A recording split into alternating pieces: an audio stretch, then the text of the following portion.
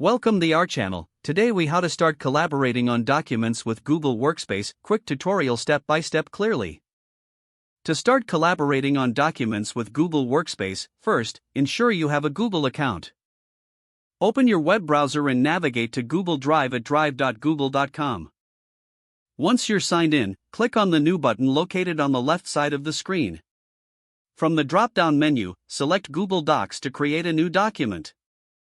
A new document window will open, allowing you to begin typing your content. To share your document with others, click on the Share button in the top right corner.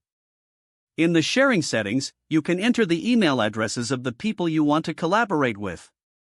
Decide whether they can edit, comment, or view the document by adjusting the permissions. After setting the permissions, click on Send to share the document. Your collaborators will receive an email notification with a link to the document. To invite people via a shareable link, click on Get Link in the Share settings.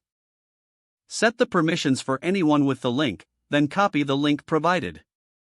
You can share this link through email, chat, or any other messaging platform. Once collaborators have access, they can edit the document in real time. Use the comments feature by highlighting text and clicking the comment icon to add feedback. You can also resolve comments when the feedback has been addressed. To track changes, use the version history feature under the file menu. This feature allows you to see who made changes and revert back if necessary. Explore additional collaboration tools like chat, which can be found in the upper right corner. With Google Workspace, you can effectively collaborate on documents with ease and efficiency. Now, you're ready to start working together seamlessly. If the page does not load, refresh the browser or try again in a private or incognito window.